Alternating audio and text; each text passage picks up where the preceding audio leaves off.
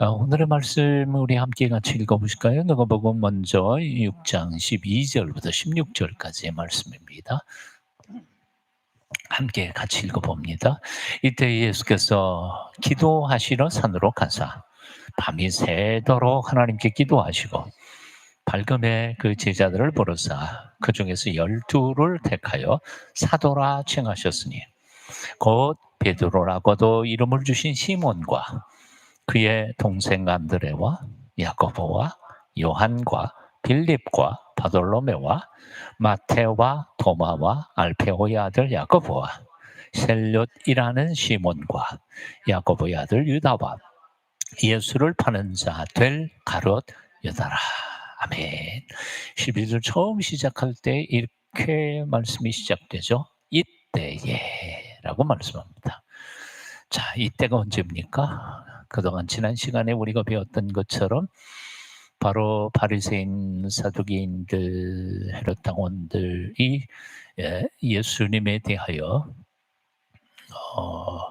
그의 리더십이 너무 강화되다가 보니까 불안감을 가지고 그를 견제하기 위해서 많이 싸우게 됐죠. 그래서 결국은 마가복음 3장 6절에 보면 이렇게까지 계획을 세웠습니다. 바리새인들이 나가서 곧 헤롯 당과 함께, 지난번에도 말씀드렸던 것처럼 바리새인들은 경건주의자랍니다. 헤롯 당원은 현실주의자죠. 바리새인들은 유대주의자였습니다. 근데 헤롯 당원들은 바로 로마 정부의 권력을 쥐고 온갖 그 부당한 삶을 살았던 사람들이죠. 전혀 하나가 될 수 없었던 원수끼리인데도 불구하고 공동의 적 예수를 타도하기 위해서 작당을 해서 모았습니다. 그래서 구체적으로 예수님을 어떻게 죽일 거냐 하는 것을 계획을 꾸미고 있던 상황, 바로 이때입니다. 이 상황이었습니다. 자, 이런 때에 만일 여러분들께서 이런 상황에 처했다면 뭘 할까요? 뭐부터 할까요? 어떻게 하면 저 적대자들이 음모를 꾸미고 나를 올감해서 심지어는 죽이려고 계획을 세우고 있는데 나는 그 상황에서 뭘 해야 될까요? 어떻게 하면 싸워 이길 수 있을까? 어떻게 하면 피할 수 있을까? 뭐 이런 생각들을 하지 않았겠느냐 하는 거죠. 예. 아마 또 우리 같으면, 저 같으면 적대자들의 음모에 대하여 대책을 세우려고 머리를 쥐어 짜내고 노력했을 것이 아닐까 하는 생각입니다. 근데 예수님께서는 그런 대책은 하나도 세우지 않으세요. 두 가지를 딱 두 가지만 하세요. 그게 첫 번째가 바로 기도하셨습니다. 오늘 본문에 보니까 기도하시러 산으로 가셨어요. 산 기도하신 거죠. 밤이 새도록 철야 기도하신 겁니다. 이거 예수님께서 우리 한국 교회의 우리 기도의 전통은 다 실제로 다 하셨던 거예요. 그러니까 뭐 한국 교회만 특별히 뭐 산기도, 철야기도 한 거 아니고 예수님께서 다 본을 보여주신 거죠. 기도하시러 산으로 가셨고 밤이 새도록 하나님께 기도하셨습니다. 예수님께서 그 자신의 목숨을 노리고 계획하는 적대자들의 음모의 한복판에서 예수님께서 하신 방법은 그들을 이길 어떤 묘책을 구하거나 아니면 자기를 도와줄 동료들을 이렇게 귀합하거나 한 것이 아니라 먼저 하나님 아버지 앞에 깊이 기도하셨다는 겁니다. 그리고 두 번째는 뭐였어요? 사람들을 뽑았습니다. 여기 오늘 보니까 12를 택하여 사도라 칭하셨으니 수많은 제자들이 있었겠죠. 이제 택하다, 사도라, 이거는 조금 이따가 설명을 좀 드리면요. 여하튼 12명, 수많은 제자 중에서 12를 택하여 뽑아서 사도라고 임명을 하셨습니다. 그 12사람을 임명한 것, 이것이 바로 당신의 목숨이 위태해야 할 절박한 순간에 하셨던 두 가지 일이었던 거죠. 여러분 그 스티븐 커비의 성공하는 사람들의 7가지 습관이라고 하는 책을 보신 분들이 있으리라고 생각해요. 뭐 대충 정리하면 이렇습니다. 스티븐 커비의 성공하는 사람들의 7가지 습관 첫 번째가 뭐라 그러죠? 아마 읽으신 분들은 아시겠지만 대충 정리하면 이래요. 첫째는 주도적이 되라. 남이 하는 거 그냥 끌려다니면 결코 성공할 수 없다. 남들이 계획해 놓은 거 그냥 따라만 가고 쫄래쫄래 쫓아만 다니다가 보면 넌 결코 성공할 수 없어. 네가 계획 세우고 내가 주도적으로 너의 인생을 끌고 가도록 해라. 이게 첫 번째고요. 두 번째는 목적을 분명히 해라. 목적이 분명치 않은 사람은 성공할 수 없다는 거죠. 너 왜 살아? 너 공부 왜 해? 노력하는 이유가 뭐야? 이게 두 번째고요. 세 번째는 사실 이 얘기하려고 제가 한 겁니다. 7가지는 이 스티븐 커비의 제가 정말 책을 읽으면서 많이 감동을 받았던 책인데 꼭 한번 읽어 보십시오. 여기 세 번째가 바로 오늘 우리의 주제와 맞는 것이라 앞에 2가지는 설명을 드렸고요. 세 번째는 이겁니다. 중요한 것부터 먼저 해라 하는 겁니다. 중요한 것부터 먼저 해라. 이 스티븐 커비가 얘기하고 있는 이 "중요한 것부터 먼저 하라."라는 얘기에는 이런 자세한 내용이 들어 있어요. 한번 물어볼게요. 오늘 방송을 들으시는 분도 스스로 한번 생각해 보시고요. 여러분들은 중요한 거 먼저 하나요? 급한 거 먼저 하나요? 예. 그래서 그 스티븐 커비의 책을 보면 사방한선이 있습니다. 방한선에 이렇게 이렇게 네모를 4 개를 하면 맨 왼쪽 꼭대기에는 중요하고 급한 일 그렇게 쓰고요. 그리고 오른쪽에는 중요하지만 급하지 않은 일. 아래쪽에는 중요하지 않지만 급한 일. 그리고 맨 오른쪽 아래는 중요하지 않고 급하지도 않은 일. 이런 거 있어요. 예. 자 그러면 어떤 일부터 할까요? 1번 중요하고 급한 일. 그건 뭐 이거는 이의가 없어요. 두 번째는 뭐냐 하면 급 중요하지 않지만 급한 일을 먼저 할 거냐 아니면 급하지는 않지만 중요한 일을 먼저 할 거냐. 어때요? 근데 스티븐 커피가 얘기하는 것은 보통 대부분의 사람들은 다 중요하지 않지만 급한 일부터 한다는 거예요. 그러니까 급한 일부터 하다가 보니까 중요한 일을 미뤄요. 그런데 그 중요한 일이 미뤄지다가 보면 나중에 그게 또 급한 일이 돼요. 그러니까 밤낮 이렇게 일하는 사람은 항상 바빠. 항상 급해. 일이 닥친 다음에 일을 하려고 그러니까. 그래서 두 번째 하는 건 뭐예요? 급하지 않지만 중요한 일부터 하라. 이게 핵심이에요. 중요한 일부터 하다가 보면 급한 일이 생기지 않게 된다는 거예요. 중요한 일부터 해라. 이게 그게 핵심인데요.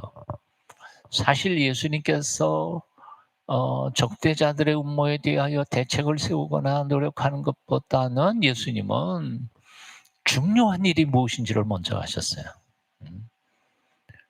첫째는 기도이시고 기도에는 2가지의 중요성이 담겨져 있는 거죠. 기도가 뭘까요? 기도는 나의 내면을 강화시키는 거예요. 내 속 사람을 들여다보는 거죠. 내 속이 튼튼하지 않으면 내면이 강화되지 않으면 그 아주 시시한 사건에도 말려들고 그러고 넘어질 수밖에 없어요. 하지만 내 속 사람이 강건하면 웬만한 시험과 테스트 정도는 그냥 넉넉히 이길 수 있어요. 이게 바로 기도의 첫 번째 효능인 거죠. 속 사람을 돌아보는 거예요. 자기 성찰하는 거예요. 우리가 영성 수련을 해야 할 이유가 바로 여기 있는 거죠. 그러나 기도는 단순히 자기 성찰만을 얘기하고 있지는 않아요. 기도란 우리의 생명의 주인이신 하나님과의 관계를 회복하는 거예요. 내가 아무리 자기 성찰을 하고 내면을 강화한다 할지라도 전능하신 하나님과의 관계가 끊어진 사람은 그거 다 소용이 없는 거지요. 그래서 예수님께서 다 제쳐 놓고 산에 올라가셔서 밤새도록 기도하신 것은 자기 자신의 내면을 돌아보는 것뿐만 아니라 가장 궁극적으로는 하나님 아버지와의 관계를 회복하고 나를 향하신 아버지의 뜻을 분별하며 깨닫고 그 하나님 아버지와의 관계만 단단히 탄탄히 묶여 있다면 이 세상의 그 어떤 시련도 어떤 어려움도 능히 이겨낼 수 있으니까요. 기도란 바로 이런 두 가지 관점에 있는 겁니다. 그래서 예수님께서 기도부터 하셨어요. 기도부터. 그리고 두 번째는 사람입니다. 결국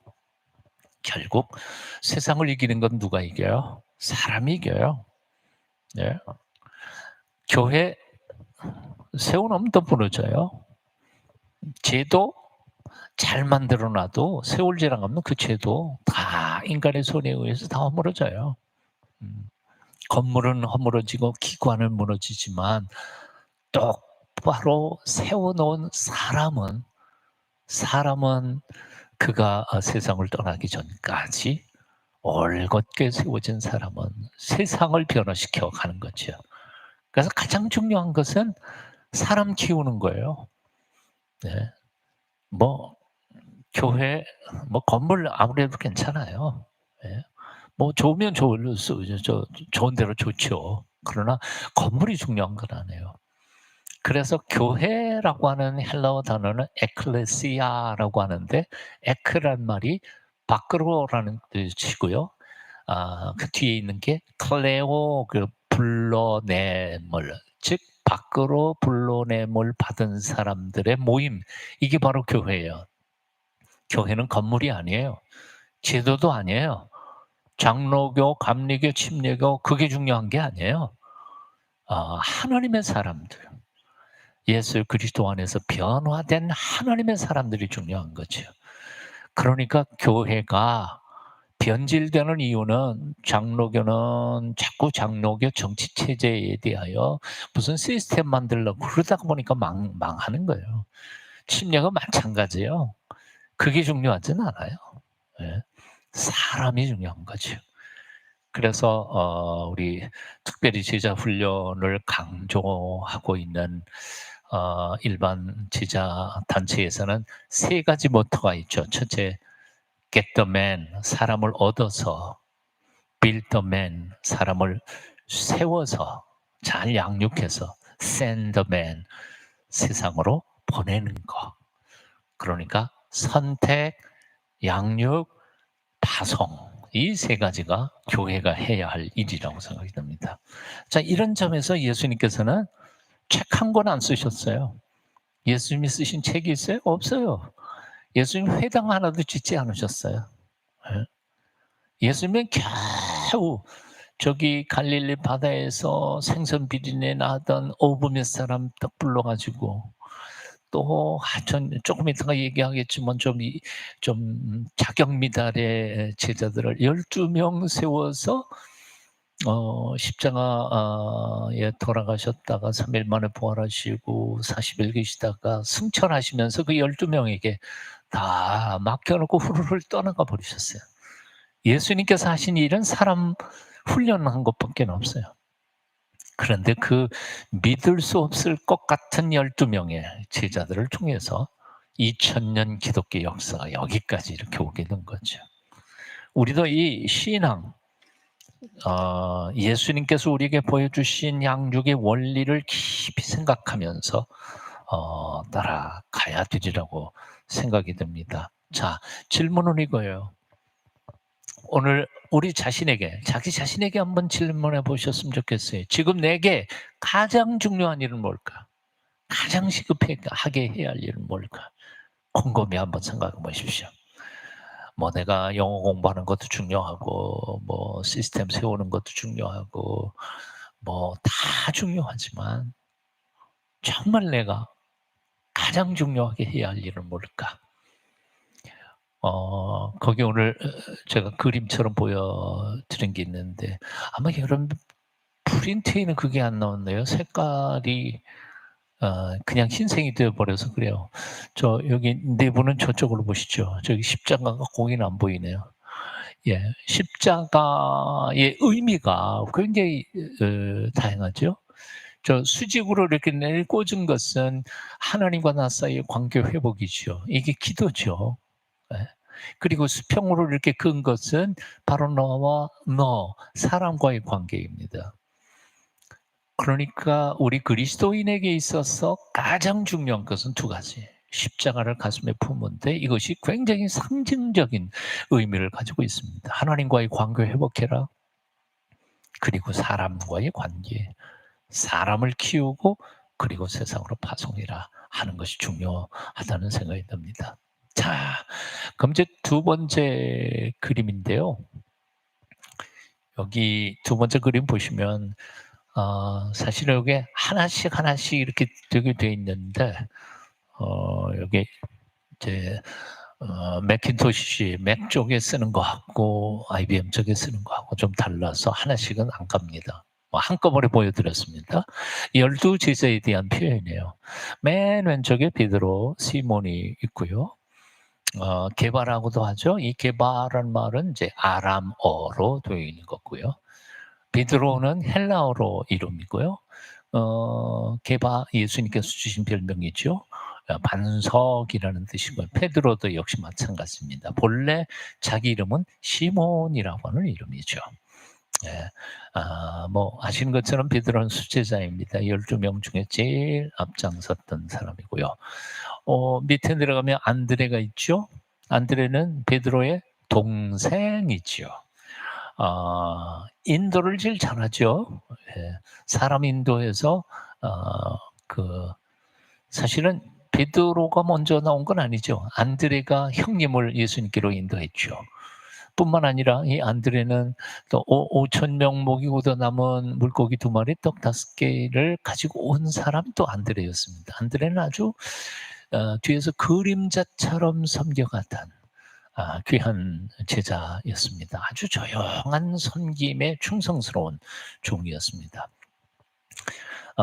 역사적으로는 빛을 반사한 사람, 빛은 아닐지 몰라도 적어도 예수님의 빛을 반사하면서 살았던 사람이라 하고 사람들은 별명을 지었습니다.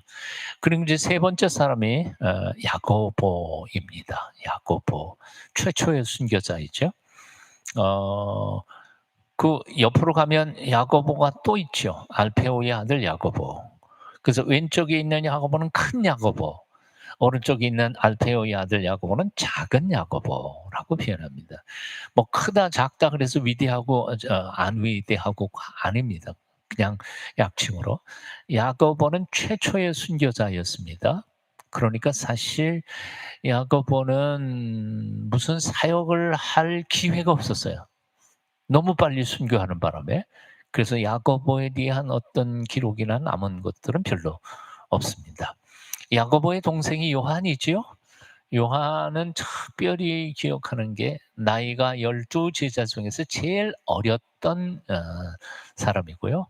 그래서 제일 예수님의 사랑을 받은 사람이 아니었던가 하지만 뭐 하여튼 그건 짐작만 할 뿐입니다. 야고보하고 요한이 형제지간이죠. 그러니까 베드로와 안드레가 형제인 것처럼 야고보와 요한도 형제였습니다. 이 네 사람은 다 갈릴리 어부 출신들이었죠. 그 밑에 근데 야고보와 요한은 굉장히 성질이 급했죠. 무한하게. 그래서 우리 아들들이라고 했던 사람, 특별히 야고보가 사마리아 성 사람들이 예수님을 맞이하지 않으니까 예수님 저놈들 뭐 하늘에서 그냥 벼락을 떨고서 저놈들 죽이게 할까요? 그러고 했을 만큼 성질이 굉장히 급한 사람이었습니다. 베드로도 급한 사람이었지만요. 자, 그다음에 이제 빌립이라고 하는 사람이 있습니다. 이것은 헬라어 이름이죠. 사실은 안드레아스, 안드레도 헬라어 이름인데 빌립이 어디에 등장하는지 복음서에서 기억하세요 혹시? 예수님께서 여기 모인 무리들 "밥을 너희들이 좀 준비해라." 그럴 때 다 계산해 가지고 얼마 그러고 딱 해 놓는 머리가 기가 막히게 좋은 계산이 빠른 똑똑한 사람이 빌립이었죠. 그다음에 그 밑에 바돌로메는 바돌로메 바가 이제 히브리어로 아들이라는 뜻이죠. 그래서 돌로메의 아들이라는 뜻입니다. 그러니까 이게 자기 이름이 아니고 돌로메의 아들. 이름 뭐죠? 예. 요한복음 1 장에 나다나엘. 본래 이름은 나다나엘인데 바돌로메라는 이름을 가진 사람입니다. 오른쪽 꼭대기 올라가면 도마가 있습니다. 아주 정직한 사람이고요. 결단력 있는 사람입니다. 하지만 쉽게 안 믿는 사람이죠. 회의론자였습니다. 예수님 부활하셨다는 이야기를 못 믿었죠. 옆구리에 손가락으로 보고 예수님 손바닥에 못자국에 손으로 만져보지 않고는 내가 믿는다. 그랬던 사람. 그럼에도 불구하고 이 도마는 굉장히 결단력이 있던 사람이었어요. 한번 한다면 하는 사람이었던 거죠. 요한복음 10장에 보시면 누구예요? 나사로가 죽었을 때 죽었다는 소식이 들렸죠? 근데 죽었다는 소식이 들리자 제자들이 예수님께서 "나 예루살렘에 죽은 나사로 보러 가겠다." 그랬더니 "가지 마십시오." 하고 사정사정합니다. 이제 죽었다는 데 가 보셔야 무슨 의미가 있겠습니까? 그리고 지금도 예루살렘에 있는 종교 지도자들이 예수님을 모해하려고 지금 기다리고 있는데 거기 죽음에 거기에 뭐 하러 가십니까? 그럴 때 앞장서서 "우리 주님과 함께 죽으러 가자." 그리고 앞장섰던 사람이 도마이죠. 대단한 사람이었습니다. 자, 밑에는 마태고요. 마태가 히브리어 이름이 뭐였죠? 우리가 이미 공부했습니다. 누가복음 앞에서 세리 출신, 세관장 출신이죠. 레위입니다. 레위. 레위가 마태이고요. 이 레위 얘기할 때 말씀을 이미 드렸습니다만, 레위가 예수님을 쫓을 때 다 버리고 쫓았다. 근데 하나만 남겨놓고, 펜 하나는 들고 갔다. 그래서 복음서를 썼다는 이야기. 이게 전설적인 얘기들이죠. 세 번째가 야고보 알페오의 아들 있고요. 그다음에 이제 시몬, 셀롯인 시몬인데 열심당원이라는 건 그냥 이건 단순한 열심당원이 아니라 굉장히 보수적이고 극렬한 사람이었습니다. 그러니까 로마 군인들 중에 고위 장교들이나 아니면 유대의 반역자들, 우리로 말하면 이완용 같은 사람들을 암살하는 암살자원 중에 한 사람이었던 사람이죠. 굉장히 무서운 사람. 단도를 항상 몸에 품고 다니면서 죽일 사람을 찾는 굉장히 무서운 사람이죠. 이게 시몬이고요. 그리고 유다가 야고보의 아들 유다라는 사람이 있고요. 용기 있는 사람 다데오라는 이름이기도 하고요. 그다음에 가롯, 유다, 이스카리옷이라고 하는 사람. 이 나머지 11명은 거의 다 예루살렘 북방의 사람이었는데 오직 남방 사람 글리옷이라고 하는 딱 한 사람. 머리가 굉장히 좋았던 것 같아요. 계산도 잘해서. 그래서 이 사람에게 예수님께서 뭘 맡겨요? 돈 전대를 맡기죠. 그래서 재정적인 거 아마 이 열두 제들이 먹고 마시고 쓰는 모든 헌금 관리를 다 맡았던 사람이 이제 이 가롯 유다라고 하는 사람입니다. 자, 12 사람을 이렇게 쭉 소개를 조금 했고요. 자, 이 12 사람을 인제 되돌아보면서 하나님께서 제자들을 어떻게 선택하셨고 어떻게 쓰셨는가, 이 세 사람의 특징, 12 사람의 특징이 뭔가 하는 거에 대한 이야기예요. 이제 세 가지 얘기를 하려고 그래요. 첫째, 하나님의 리크루트. 리크루트라는 말을 아마 잘 아실 겁니다. 그러니까 예를 들어서 어느 회사의 임원이나 뭐 헤드헌터처럼 임원들을 이렇게 뽑을 때에 회사에서 이렇게 맡겨서 사람들을 찾아서 그 사람들의 장단점 이런 것들을 하면서 '아, 이 사람은 당신의 회사에 적합하겠다, 안 하겠다.' 하는 것을 추천을 하는 것, 회사들이었던 거죠. 제가 기억을 잘 못하겠어요. 언젠가 읽었던 책인데요. 이 현대식으로 표현한 겁니다. 어느 리크루트 회사에 이 12 제자를 이렇게 맡겨서 회사에 적합한 사원을 좀 골라 달라, 추천을 해 달라 하는 했더니 이제 그 회사에서 보고서를 쓴 거죠. 보고서 내용을 보고서 형식으로 한 거를 제가 읽어 봤는데 참 재밌게 썼어요. 거기 정확한 기억은 잘 안 나요. 그런데 뭐라고 써 있냐면 아 그 회사의 대표인 예수님께 보내는 거죠. 예수님께 보내는데 12 제자를 쭉 장단점을 쭉 열거를 해 놓고 마지막 결론 부분에 가서 추천을 딱 한 사람이에요. 11 명은 자격 미달.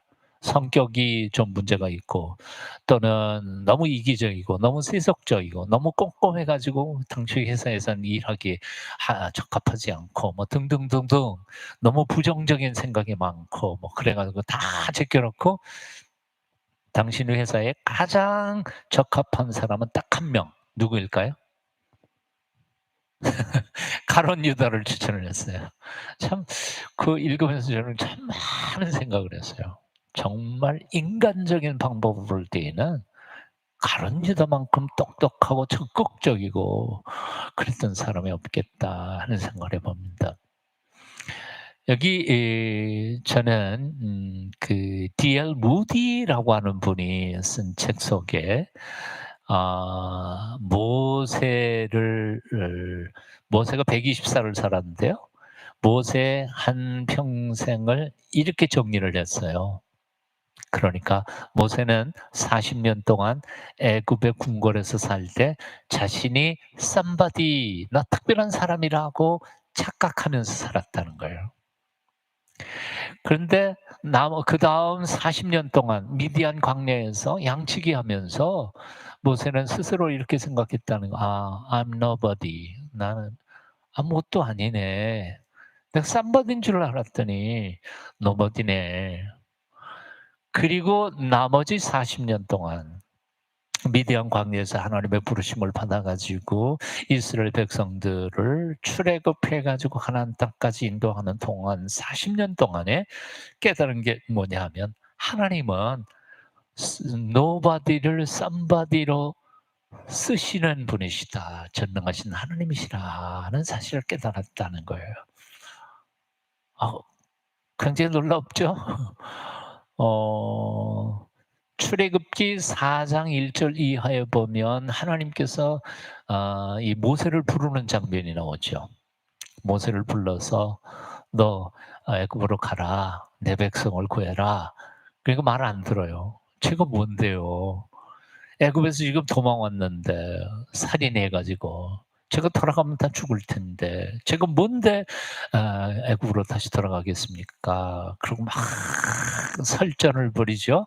그러다가 마지막 하도 말을 안 들으니까 하나님께서 모세에게 뭘 하시죠?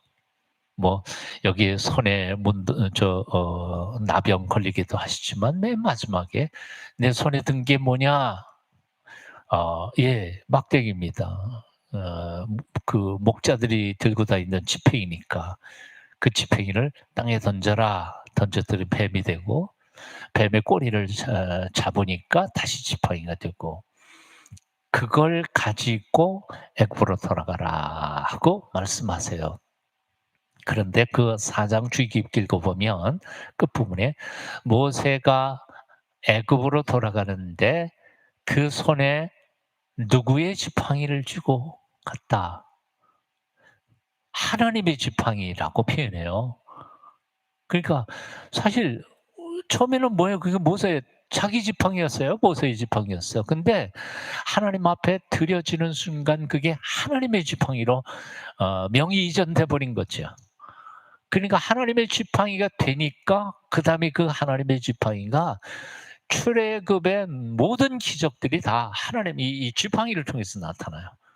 보세요. 그 뒤에 쫙 읽어보세요. 출애굽기 너무 신나잖아요.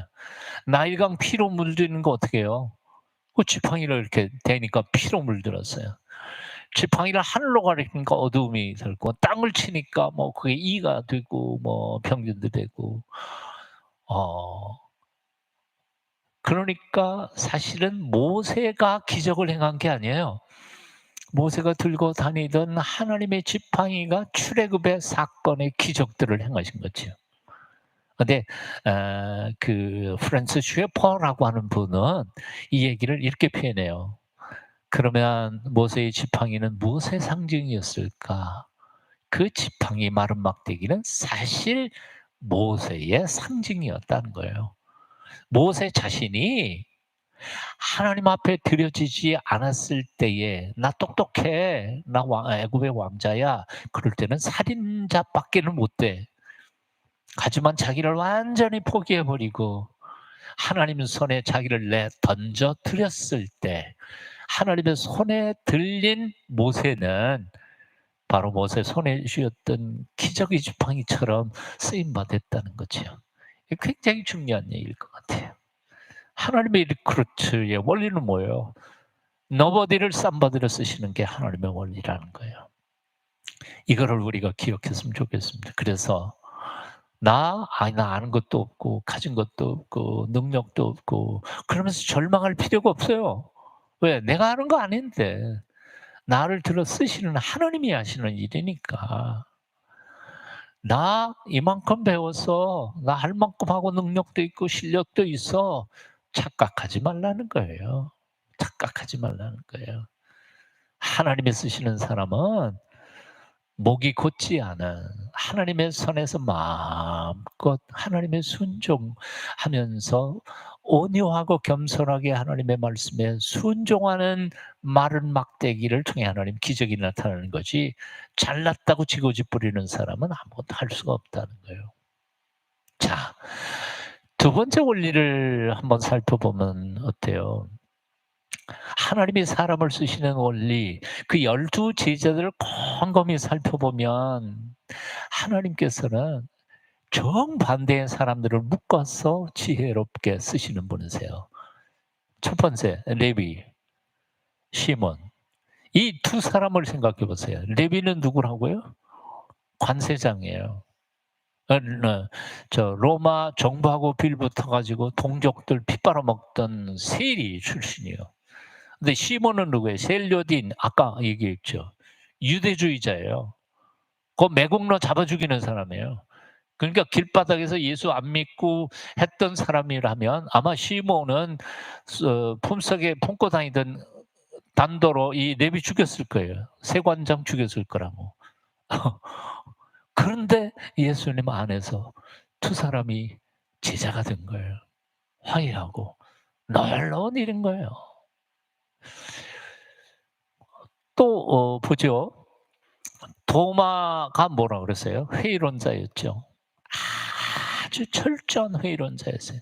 빌립 어떤 사람이었어요? 아주 계산이 정확한 사람이었어요. 근데 반대로 베드로하고 야고보는 어떤 사람이었어요? 성질이 얼마나 급한 사람이었는지 몰라요. 야고보도 아까도 불 같은 사람, 우리의 아들이라고는 별명이 가진 사람. 그러니까 이 도마하고 빌립과 베드로하고 야고보는 절대로 물과 기름처럼 하나가 될 수 없는 사람들이었어요. 그러니까 12 제자. 우리는 뭐 그냥 예수님 12 제자니까 뭐 잘했을 거다 그렇게 생각하지만 전혀 그렇지 않았다는 거예요. 오늘날 우리 교회 안에 정반대의 성품과 성격, 생각 이런 사람들이 많지만 다 예수 그리스도 안에서 한 덩어리가 되어 하나님의 영광을 위해서 봉사하고 섬겨가는 하나님의 일꾼들 된 것. 이것이 바로 예수님께서 사람을 불러서 쓰시는 방법이라는 거죠. 자, 당신은 나하고 달라서 안 되는 게 아니고 나와 달라서 고마워. 당신이 나와 다르기 때문에 내가 당신한테서 배울 게 있고 내가 또한 당신을 도와줄 수 있는 게 있고 좋아했죠. 굉장히 하나님께서 우리 사람을 쓰시는 두 번째 원리 하나됨의 원리입니다. 세 번째 원리가 있어요. 예수님께서 제자들을 부르신 것은 예, 개발을 그랬죠. 베드로를 가지고 반석이라고 했어요. 근데 사실은 베드로가 정말 베드로였나요? 아니에요. 자갈돌보다도 못한 친구였어요. 그럼에도 불구하고 예수님께서는 왜 그 시몬에게 베드로라는 이름을 붙여줬을까요? 예. 이제 그렇게 살아갈 가능성, 미래에 그렇게 성숙한 그의 모습을 보면서 그를 축복하면서 이름을 지어줬던 거죠. 굉장히 중요한 원리가 바로 이겁니다. 그러니까 오늘날 이 시대의 교회 안에서도 우리는 서로를 볼 때 지금 현재의 약점만 보면서 자꾸 비난하고 정죄하고 심판하고 그래서는 안 된다는 거죠. 예수 그리스도의 영이 그 속에 역사하심으로 그 사람이 10년 혹은 20년 뒤에 될 아름다운 그 사람의 성숙한 모습을 바라보면서 축복하고 받아들이고 함께 협력해가는 하나님의 사람들이 될 때 우리를 통해서 하나님께서 멋지게 일하실 줄로 믿습니다. 그러니까 함부로 비판하고 정죄하지 말자는 거예요. 이 사도 바울이 고백했던 게 바로 이런 거죠. 여러분 고린도전서 15장 10절 사도 바울의 유명한 고백인데요. 한번 같이 읽어 보실까요? 같이 읽어 봐요. "내가 나 된 것은 하나님의 은혜로 된 것이니 내게 주신 그의 은혜가 헛되지 아니하여 내가 모든 사도보다 더 많이 수고하였으나 내가 한 것이 아니요 오직 나와 함께 하신 하나님의 은혜로라. 하나님의 은혜로라." 사실 사도 바울은 어떤 사람이죠? 맨 처음에 예수 믿는 사람들을 잡아서 핍박하고 죽이던 사람 아니에요. 돌이켜 보니까 그런 거죠. 그래서 옛날 어르신들은 좀 이런 표현들을 했어요. 참 재미있는 표현을 했는데요. 나의 나 된 것은 나의 나 된 것은 하나님이 내게 주신 선물이고 나의 나 될 것은 장차 나의 된 모습은 내가 하나님께 드릴 선물이다. 잘 들었어요? 의미 굉장히 중요한 의미예요. 지금 현재 나의 나 된 것은 하나님이 내게 주신 선물이에요. 맞아요. 내가 잘나서 이렇게 온 거 아니에요. 하나님이 내게 주신 선물이야. 그리고 앞으로 내가 천국 들어가서 하나님 앞에 배울 나의 나 될 것은 내가 주님께 드릴 나의 선물이에요. 그 선물 고운 선물로 주님 앞에 성숙해서 주님께 드리는 하나님의 사람들이 되어야 할 줄로 믿습니다.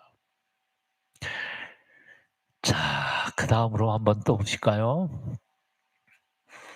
두 번째 단락은 아주 간단하게 소개를 해 보려고 합니다. 두 번째 단락 17 절부터 19 절까지 제가 읽어 보죠. 예수께서 그들과 함께 내려오사 평지에 서시니 그 제자의 많은 무리와 예수의 말씀도 듣고 병 고침을 받으려고 유대 사방과 예루살렘과 두로와 시돈의 해안으로부터 온 많은 백성도 있더라. 더러운 귀신에게 고난받는 자들도 고침을 받은지라 온 무리가 예수를 만지려고 힘쓰니 이는 능력이 예수께로부터 나와서 모든 사람을 낫게 하려 함이라. 아멘. 여기 다른 얘기들을 뭐 다 하고 싶지만 이미 앞에서 많이 했기도 했고요. 그래서 17 절에 그들과 함께 내려오사. 함께라고 하는 단어예요. 자, 여기에 질문을 하나 더 해보고 넘어갔으면 좋겠는데요. 뭔고 하니? 예수님께서 어 적대자들이 자기를 죽이려고 모략을 꾸미고 있는 상황에서 기도를 깊이 하신 후에 제자들을 묶어서 사도들을 세우셨다. 그럴 때 그 제자들을 세울 때 그 세우신 목적이 뭐였을 거라고 생각이 들어요. 어떤 사람들은 이렇게 생각하는 것 같아요. 자, 저 사두개인들 혹은 바리새인들과 싸울 군대를 모으고 있는 건 아닐까? 그럴까요? 예. 예수님의 제자들의 역할은 뭐였을까요? 예수님이 혼자서 싸우기는 별로 힘드니까 동지들을 규합해 가지고 싸울 군대를 모집한 거냐? 아니라는 거예요. 정반대예요. 사실은 그렇게 해석하는 사람은 그 이후에 제자들은 예수님께서 고난 당하실 때 하나의 도움이 안 됐어요. 다 도망가 버렸어요. 그리고 심지어는 예수님께서 뭐라고 말씀하셨어요?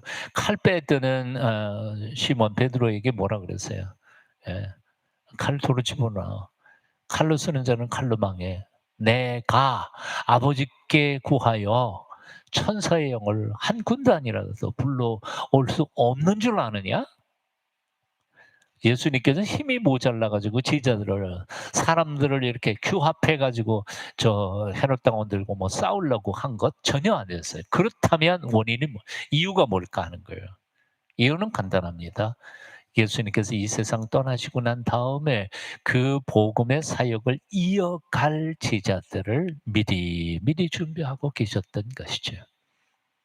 당신이 힘이 모자라니까 힘 좀 달라고 사람들을 키운 거 아니에요. 당신의 사명을 이어갈 일꾼들 미리 길러내셨던 겁니다. 그래요. 우리에게는 우리를 돕는 뭐 지원 군대가 필요한 건 아니에요. 내가 이 땅 위에 머물러 가는 동안에 적어도 한 사람 두 사람이라도 복음의 일꾼을 잘 키워내는 것은 그들로 하여금 내가 이 세상 떠난 이후에도 이 땅 위에서 예수 그리스도의 사람으로 자신의 사명을 잘 감당하는 일꾼을 세워가는 것, 그것이라고 생각이 듭니다. 내가 성경 가르쳐 가지고 나에게 박수 보내고 그리고 나에게 힘이 될 군대를 만들려고 하는 것은 그건 순수하지 못한 거지. 그건 옳지 못한 거예요. 그로 하여금 내게 하나님의 말씀을 함께 공부하면서 세워서 장차 하나님이 기뻐하시는 일을 하면서 살아갈 수 있는 하나님의 사람들, 일꾼들을 세워가는 것이라는 생각이 듭니다. 자, 그래서요, 여기 오늘 본문 말씀, 그들과 함께 내려오셔서 함께 주무시고 함께 말씀 공부하시고 함께 사역하시는 이유는 외로워서도 아니고 그들의 힘이 필요해서도 아니고 장차 그들에게 일 맡기기 위해서. 그래서 마태복음 28장 16절부터 20절, 여기 본문 말씀은 예수님께서 승천하시면서 그들에게 사명을 맡겨 주시는 말씀, 바로 본문이죠. 자, 11 제자가 11 제자 여기 하나 빠졌잖아요. 가론유다가 빠진 거죠. 11 제자가 갈릴리에 가서 예수께서 지시하신 산에 이르러 예수를 배웁고 경배하나 아직도 의심하는 사람들이 있더라. 11 제자가 뵈러 갔어요. 여기 의심하는 사람들은 11 제자 속에 포함된 거겠죠? 앞에 11 제자라 그랬으니까 딴 사람이 모인 건 아니니까. 그러니까 제자들도 지금 헷갈리고 있는 거예요. 참. 이게 나중에 성령 강림의 역사가 없었더라면 이거 뭐 믿을 수가 없었던, 참 믿지 못할 만한 제자들이었어요. 예수께서 나와 말씀하여 이르시되, 거기 노란 글씨 함께 같이 읽어보시겠습니다. 예수님의 유언입니다. 함께 읽어봅니다. 시작.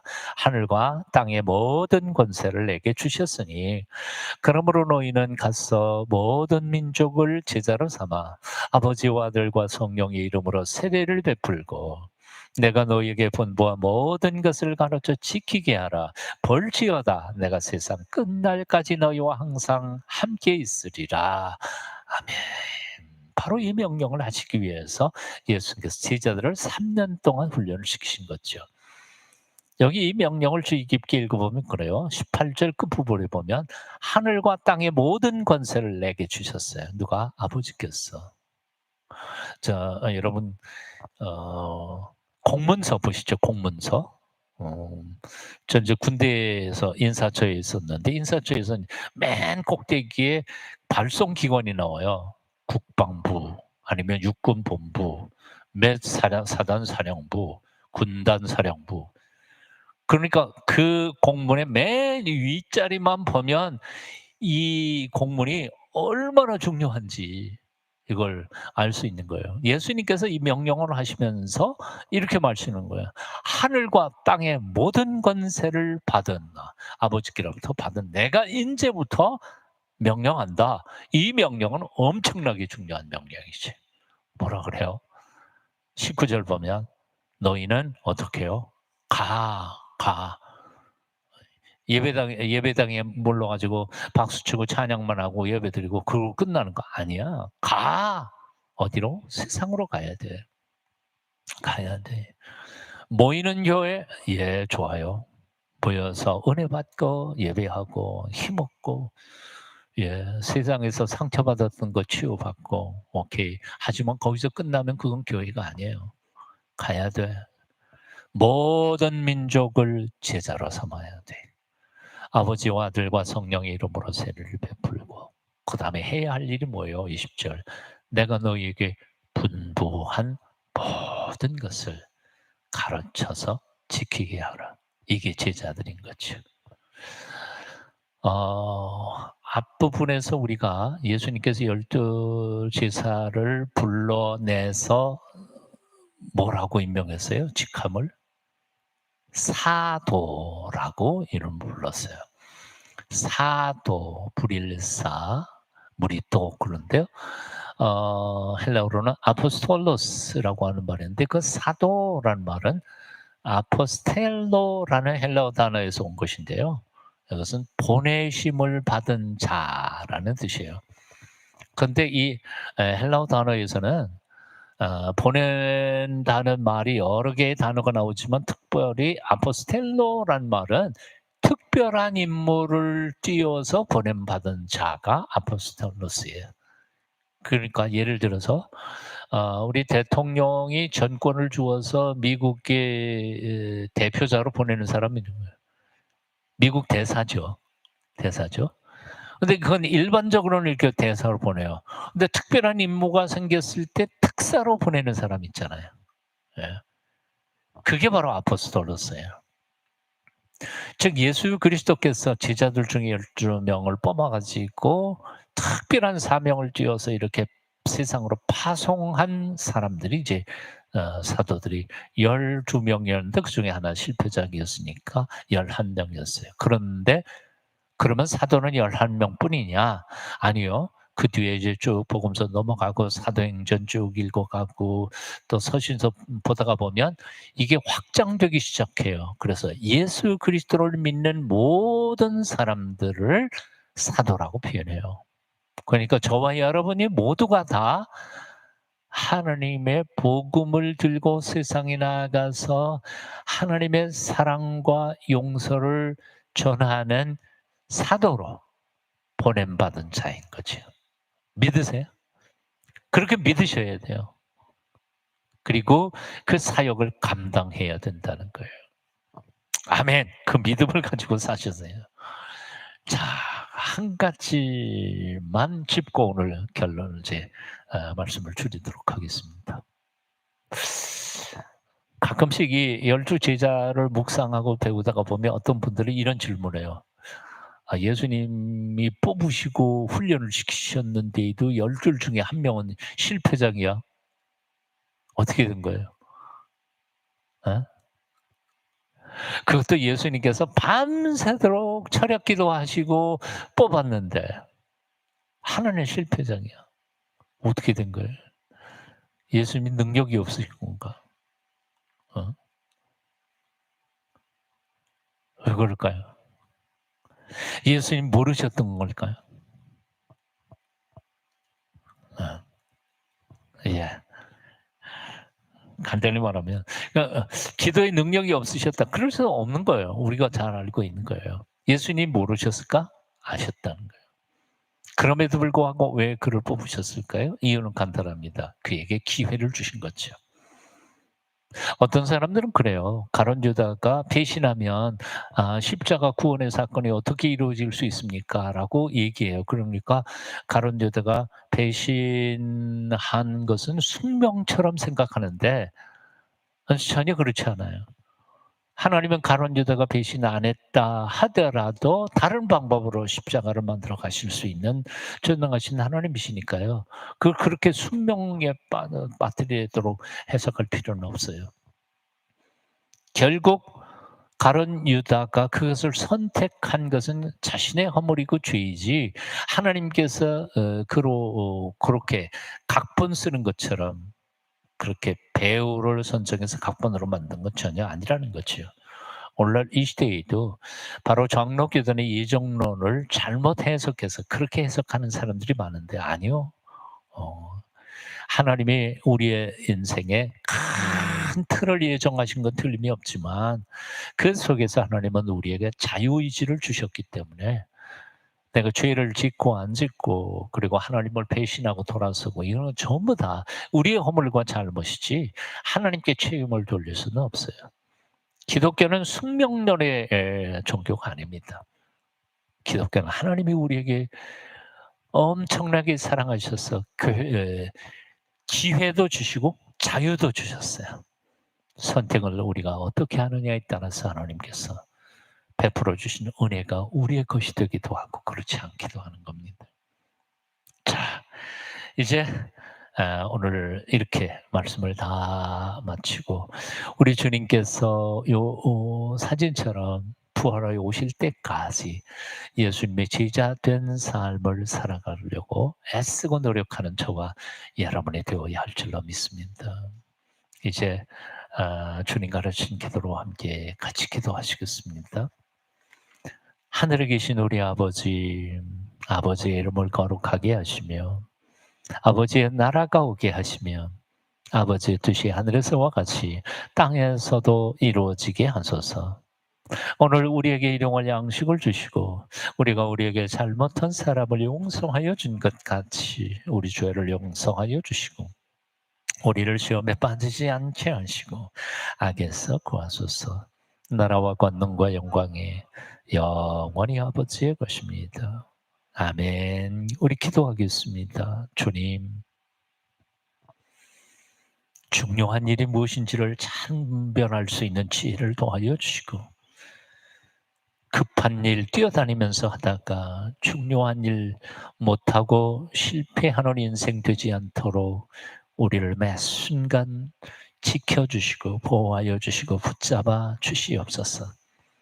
우리에게 주신 소명, 사람을 선택하여 세우고 파송하는 이 사람 낚는 어부가 되게 하는 이 사명 잘 감당할 수 있게 해 주시옵소서. 오늘 나의 나 된 것 하나님이 주신 선물이고 이후에 잘 살고 부끄럽지 않게 잘 성숙해서 주님 배울 때에 나라고 하는 존재가 주님에게 드리는 아름다운 선물이 되게 하여 주시옵소서. 예수님 이름으로 기도합니다. 아멘.